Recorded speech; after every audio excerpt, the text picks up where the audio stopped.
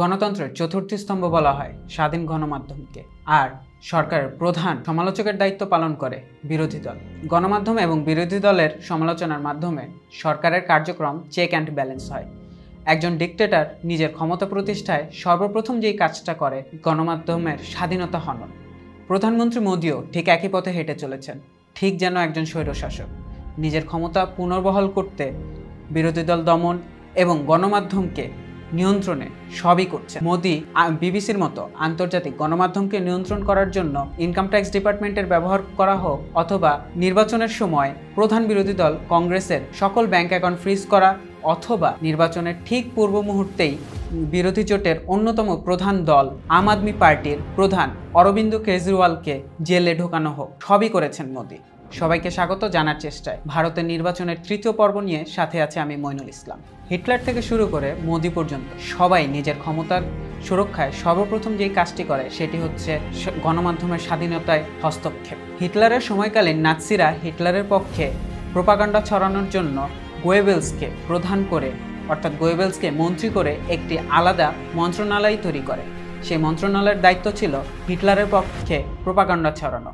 মোদির পক্ষে এই প্রোপাগান্ডা ছড়ানোর দায়িত্ব নিজ কাঁধে তুলে নিয়েছে ভারতের প্রধান গণমাধ্যমগুলো, যেমন আজ তাক, নিউজ 18, রিপাবলিক নিউজ, জি নিউজ। এই গণমাধ্যমগুলো মোদির পক্ষে প্রোপাগান্ডা ছড়ানোর জন্য কাজ করে যাচ্ছে নিজ দায়িত্বে। তা সে লাভ জিহাদের মিথ্যা প্রোপাগান্ডা ছড়ানো হোক, অথবা দিল্লি বর্ডারে আন্দোলনরত সাধারণ কৃষকদের টেরোরিস্ট প্রমাণ করা হোক, সবই করেছে এই মিডিয়াগুলো। ভারতের প্রখ্যাত সাংবাদিক রবিশ কুমার এই মিডিয়া হাউসগুলোকে নাম দিয়েছে গদি মিডিয়া, অর্থ যে মিডিয়াগুলো মোদি এবং বিজেপি সরকারের কোলে বসে থাকে। এই মিডিয়া হাউসগুলোর বাইরে যখন অন্য মিডিয়া হাউসগুলো মোদির চাটুকারিতায় অস্বীকৃতি জানায়, তখনই তাদের ওপর নেমে আসে অত্যাচারের খড়গ। যেমন উদাহরণস্বরূপ বলা যায়, ভারতীয় পত্রিকা দৈনিক ভাস্কর এবং ভারত সমাচার মহামারী নিয়ন্ত্রণে মোদি সরকারের ব্যর্থতা নিয়ে রিপোর্ট প্রকাশ করে। ফলশ্রুতিতে পরের দিনই এই পত্রিকা দুইটির অফিসে চলে ইনকাম ট্যাক্স ডিপার্টমেন্টের রেইড। মোদির কাজের প্রশ্ন তোলায় একই হাল হয়েছে the Wire, Newslaundry, the Scroll, the Quint, Caravan magazine, the Hindu, Economy and Political Weekly সহ আরও প্রায় 10টির অধিক মিডিয়া হাউস, এমনকি বাদ যায়নি বিবিসি ইন্ডিয়াও।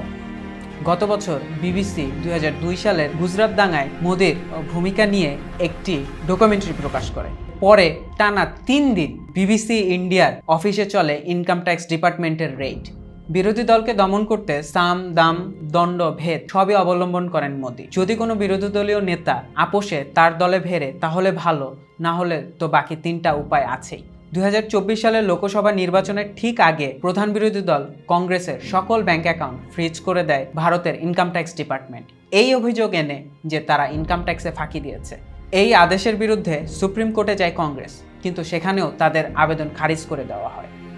গত 21শে মার্চ নির্বাচনী তফসিল ঘোষণা করার পরে বিরোধী জোটের অন্যতম প্রধান অংশীদারী দল আম আদমি পার্টির প্রধান দিল্লির মুখ্যমন্ত্রী অরবিন্দ কেজরিওয়ালকে গ্রেফতার করে ভারতের অর্থনৈতিক অপরাধ দমনের জন্য তৈরি ডিরেক্টরেট অফ এনফোর্সমেন্ট।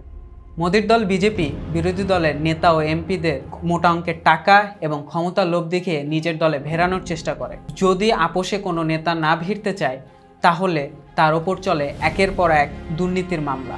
উদাহরণস্বরূপ বলা যায়, পাঞ্জাবের কংগ্রেসের মুখ্যমন্ত্রী সুনীল ঝাখার, রাহুল গান্ধীর খুবই কাছের কংগ্রেস নেতা জ্যোতিরাদিত্য সিন্ধিয়া, যিনি বিজেপিতে জয়েন করার পরে স্থান পেয়েছেন মোদির মন্ত্রিসভায়।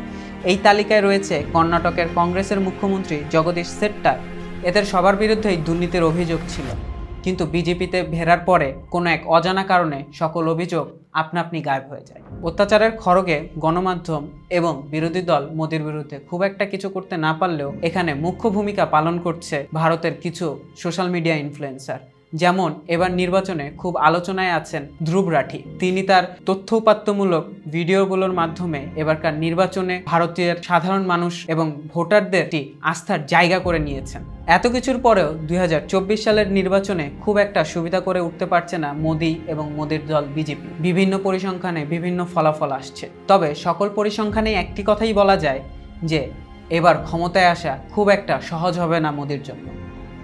উল্লেখ্য, ধ্রুব রাঠি এবং আকাশ ব্যানার্জিদের মতো ইউটিউবারদের ভিডিওগুলো মোদির জন্য বড় বিপর্যয়ের কারণ হতে পারে। এমন আরও তথ্য উপাত্তমূলক ভিডিওগুলো দেখতে আমাদের সাথে থাকুন। চেষ্টাতেই হয়, চেষ্টা ছাড়া নয়।